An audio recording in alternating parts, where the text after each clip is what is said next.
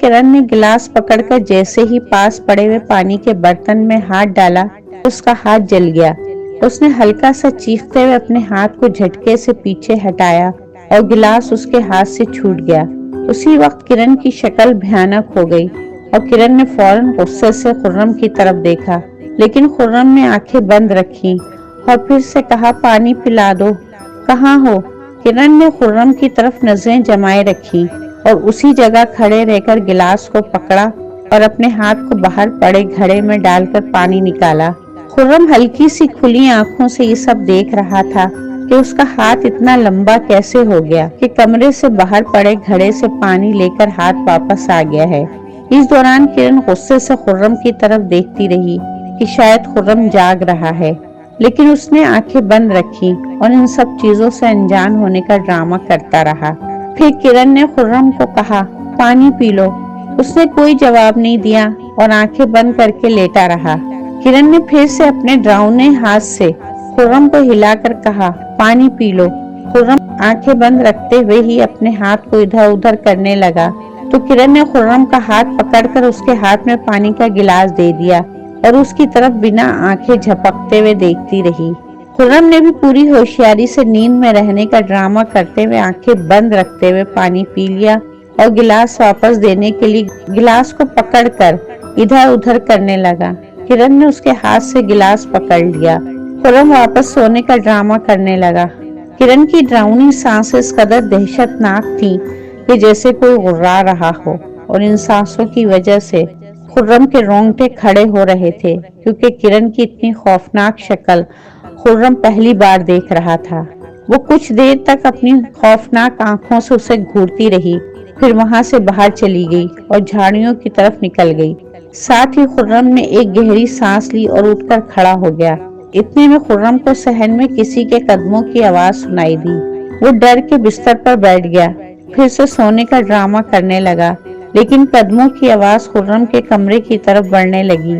اب اس کو لگ رہا تھا جیسے کرن کو اس پر شک ہو گیا ہے، اور وہ دل ہی دل میں آیت الکرسی پڑھنے لگا۔ پھر کسی نے خرم کو ہلاتے ہوئے کہا، اب اٹھ جاؤ، وہ چلی گئی ہے۔ جب خرم نے آنکھیں کھولی تو دیکھا کہ عالم صاحب اور مشتاق خرم کے سامنے تھے۔ اس نے پھر سے گہری سانس لیے بولا، اچھا تو صحن میں آپ تھے؟ انہوں نے کہا، ہاں ہم ہی تھے، اب جلدی سے چلو، ہمیں اس کا پیچھا کرنا ہے۔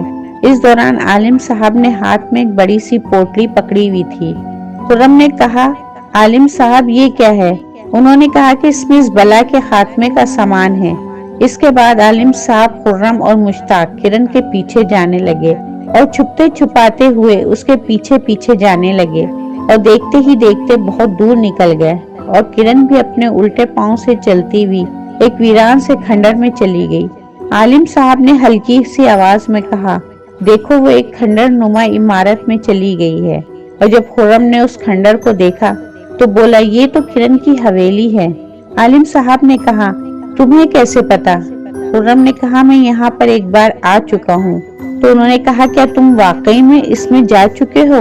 خرم نے کہا، جی عالم صاحب، اور اس میں جانے کا ایک راستہ قبرستان میں بھی ہے، جو کہ اس سڑک کے قریب سے جھاڑیوں کے بیچ سے ہو کر آتا ہے۔ تو انہوں نے کہا کہ کیا تم ابھی ہمیں وہاں لے جا سکتے ہو؟ اس نے کہا، جی۔ عالم صاحب نے کہا، ٹھیک ہے، تم یہیں رکو، میں پہلے اس دروازے کو کیل کر کے واپس آتا ہوں تاکہ وہ اس راستے سے واپس باہر نہ نکل سکے۔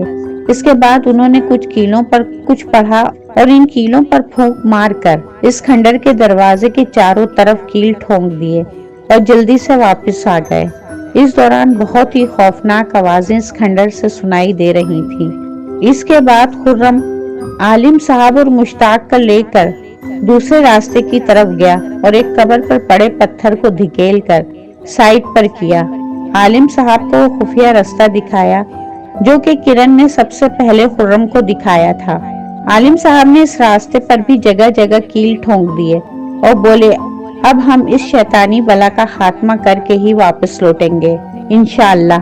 اس کے بعد خرم، مشتاق اور عالم صاحب اس راستے کے ذریعے حویلی میں داخل ہو گئے۔ ان کو ایک کمرے سے کسی کے گوشت کھانے اور ہڈیوں کو چبانے کی آوازیں سنائی دینے لگیں، اور عالم صاحب نے خرم اور مشتاق کو اشارے سے پیچھے ہی رکنے کا کہا اور آرام سے آہستہ آہستہ سے اس کمرے کے دروازے کے قریب گئے اور اپنی پوٹلی کو کھول کر اس میں سے ایک سفید سا پاؤڈر نکالا۔ اس کمرے کے دروازے پر اس پاؤڈر کو زمین پر گراتے ہوئے ایک لکیر سی کھینچ دی۔ اس کے بعد عالم صاحب نے اپنی پوٹلی سے ایک اور راکھ جیسی چیز نکالی اور اس کو بھی زمین پر گراتے ہوئے ایک اور لکیر کھینچ دی۔ پھر عالم صاحب نے خرم اور مشتاق کو اشارے سے اپنے قریب بلایا اور ان دونوں کو ایک پانی کی بوتل تھما دی اور ہلکی سی آواز میں کہا، اندر تو 2 شیطانی چیزیں ہیں۔ خرم نے ہلکے سے کہا، وہ کرن کی بہن ہوگی، وہ یہاں ہی رہتی ہے۔ عالم صاحب نے کہا، جو بھی ہے، اب وہ چیزیں اس کمرے سے باہر نہیں نکل سکتی، اور جب میں کلام پڑھنا شروع کروں گا تم لوگ اس پانی کو تھوڑا تھوڑا سا اس شیطانی عورت پر چھڑکتے رہنا، اور ہاں، اگر کسی وقت بھی وہ تم پر نفسیاتی حملہ کرے تو اس کی باتوں کی طرف توجہ نہ دینا اور پانی چھڑکتے رہنا، اور اس جگہ سے ہرگز مت ہٹنا۔ یہ کہہ کر عالم صاحب نے کلام پڑھنا شروع ہی کیا تھا کہ اچانک ایک خوفناک چیخ کی آواز کمرے کے اندر سے آئی۔ مشتاق اور خرم ڈر گئے اور بھاگنے کی کوشش کرنے لگے، تو عالم صاحب نے کلام پڑھتے ہوئے خرم کا ہاتھ پکڑا اور اس کی طرف دیکھ کر سر کو نہ میں ہلاتے ہوئے اشارہ کیا۔ اس کے بعد خرم اور مشتاق عالم صاحب کے ساتھ کھڑے رہے۔ تبھی کمرے کا دروازہ جھٹ سے کھلا اور اس کمرے میں 2 بہت ہی خوفناک شکل والی عورتیں تھیں اور ان کے منہ خون سے لت پت تھے، اور کمرے میں ہر جگہ انسانی بچوں کے گوشت کے لوتھڑے پڑی ہوئی تھیں اور بہت سا خون زمین پر گرا ہوا تھا۔ ابھی یہ سب عالم صاحب اور باقی لوگ دیکھ ہی رہے تھے کہ اچانک سے کرن نے عالم صاحب کی طرف اپنا ہاتھ بڑھایا اور عالم صاحب کو گلے سے پکڑ لیا اور اپنی طرف کھینچنے لگی، تو عالم صاحب نے ایک پھونک اس کے ہاتھ پر ماری، اور جیسے ہی پھونک اس کے ہاتھ پر پڑی تو اس کے ہاتھ سے دھواں نکلنے لگا اور اس نے عالم صاحب کو چھوڑ دیا اور اپنے ہاتھ کو دیکھ کر چیخیں مارنے لگی، کیونکہ اس کا ہاتھ اس قدر جل گیا تھا کہ اس کے ہاتھ میں سے اس کے ہاتھ کی ہڈیاں نظر آنے لگی تھی۔ اس دوران دوسری عورت چلاتی ہوئی عالم صاحب کی طرف بڑھی اور جیسے ہی اس دروازے کے باہر پاؤں رکھا تو اس کی ایڑیاں جل گئیں، کیونکہ اس کے پاؤں بھی الٹے تھے۔ عالم صاحب نے خرم اور مشتاق کو کہا، اب پانی چھڑکو ان پر، اور ان دونوں نے پانی چھڑکنا شروع کر دیا، اور جیسے ہی پانی ان شیطانی چیزوں پر پڑا ان کی چیخیں نکل گئیں اور وہ جیسے زندہ ہی جلنے لگ گئیں۔ اس دوران ان شیطانی چیزوں نے بہت بار کمرے سے باہر نکلنا چاہا پر نکل نہ پائیں، اور بہت بار انہوں نے حملہ بھی کیا پر عالم صاحب پر کچھ نہ بگاڑ پائیں۔ اس کے بعد ان شیطانی چیزوں نے خرم اور مشتاق پر بھی وار کرنے کی کوشش کی، پر عالم صاحب نے ان شیطانی چیزوں کی ایک نہ چلنے دی، اور وہ چیختی ہوئی کبھی چھپکلی کی طرح دیواروں پر چڑھ جاتی اور پھر سے زمین پر گر کر تڑپنے لگ جاتی۔ پھر کرن نے اپنی شکل کو خوبصورتی میں بدلا اور خرم سے بولی، بس کرو، اب پانی مت ڈالو مجھ پر، دیکھو میں ٹھیک ہو گئی ہوں، میرے اندر سے شیطان نکل گیا ہے۔ یہ کہہ کر وہ رونے لگی۔ خرم نے جب اس کی طرف بڑھنا چاہا تو عالم صاحب نے خرم کا ہاتھ پکڑا اور کہا، نہیں، ایسا مت کرو، یہ صرف تمہیں دھوکہ دے رہی ہے، اگر تم کمرے میں گئے تو یہ تمہیں مار دے گی۔ خرم وہیں رک گیا اور پھر سے پانی چھڑکنے لگا، اور کرن واپس بھیانک شکل میں آ گئی اور ایک کونے میں جا کر بیٹھ گئی اور بولی، میں نے تم سے محبت کی تھی، مگر تم میرے ساتھ یہ کیا کر رہے ہو؟ مجھے تو تمہیں بھی تمہارے بیٹے اور باپ کی طرح مار دینا چاہیے تھا۔ خرم نے کہا، تیری جیسی ماں میں نے آج تک نہیں دیکھی جس نے اپنے بچے کا دل بھی نکال کر کھا لیا ہو، کیونکہ تم تو سچ میں ہی ایک چڑیل ہو۔ کرن نے غصے سے کہا، وہ بچہ تیرا تھا، اور تجھے کیا معلوم کہ انسانی بچے کا دل کتنا لذیذ ہوتا ہے، اور تیرے ساتھ شادی کرنے کا مقصد یہی تھا کہ جب بھی تیرے بچے پیدا ہوں گے تو میں ان کا لذیذ دل کھا جایا کروں گی۔ کرن نے کہا، وہ جو تم میری خوبصورتی دیکھتے تھے وہ بچوں کے دل کھا کر ہی آتی تھی مجھ پر، اور اسی وجہ سے میں کبھی بوڑھی نہیں ہوتی، ورنہ میں تو تب سے یہاں ہوں جب تو پیدا بھی نہیں ہوا تھا۔ خرم نے کہا، پھر تو میں شاید اسی وجہ سے پیدا ہوا ہوں کہ تیرا خاتمہ کر سکوں۔ اور اس کے بعد اس نے روتے ہوئے عالم صاحب کی طرف دیکھا۔ قاری صاحب نے پوٹلی سے سبز رنگ والے پانی کی بوتل نکالی اور خرم کو دیتے ہوئے بولے یہ لو، اس کو اس پر چھڑک دو اور اپنے بابا اور بچے کا بدلہ لے لو۔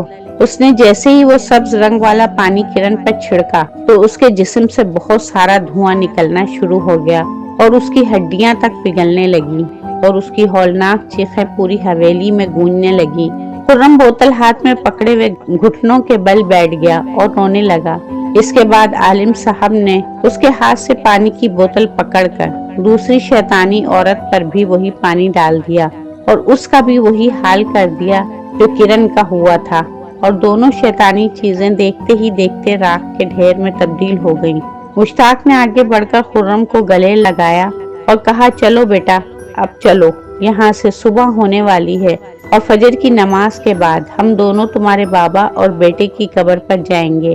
اس کے بعد وہ سب اس کھنڈر نما حویلی سے باہر نکل آئے، اور جیسے ہی وہ سب حویلی سے باہر نکلے تو حویلی زمین میں دھس گئی اور پتھروں کا ڈھیر بن گئی۔ خرم نے کہا عالم صاحب یہ سب کیسے ہو گیا؟ انہوں نے مسکراتے ہوئے کہا یہ اب اپنی اصلی حالت میں آ گیا، کیونکہ یہاں کوئی حویلی تھی ہی نہیں، یہ تو بس ان شیطانی چیزوں کے کالے جادو کی وجہ سے کھنڈر حویلی میں تبدیل ہو گیا تھا۔ چلو اچھے ہی ہوا، ان کی حویلی کے ساتھ ان کے جادو کا بھی خاتمہ ہو گیا۔ اس کے بعد فجر کی اذان ہوئی۔ خرم نماز پڑھ کر بابا اور بیٹے کی قبر پر گیا اور فاتحہ خوانی کی اور روتے ہوئے مشتاق سے بولا میرے بابا نے مجھے بہت بار اس شیطانی چیز کے چنگل سے بچانے کی کوشش کی، پر میں نے ہمیشہ اپنے بابا کی دل آزاری کی اور مجھے ان کی نافرمانیوں کی سزا ملی ہے۔ میں اپنے اللہ اور بابا سے معافی مانگنا چاہتا ہوں، پر شاید جو میں نے کیا اس کے لیے اللہ مجھے کبھی معاف نہیں کرے گا۔ مشتاق نے بولا بیٹا ایسا نہیں بولتے، اللہ کی رحمت تمہاری اس غلطی سے بہت بڑی ہے، اور تمہارا یہ سچے دل سے روتے ہوئے معافی مانگنا اللہ کو بہت پسند آئے گا اور وہ تمہیں ضرور معاف کرے گا، کیونکہ اللہ تعالیٰ رحیم و کریم ہے اور معاف کرنے والا ہے۔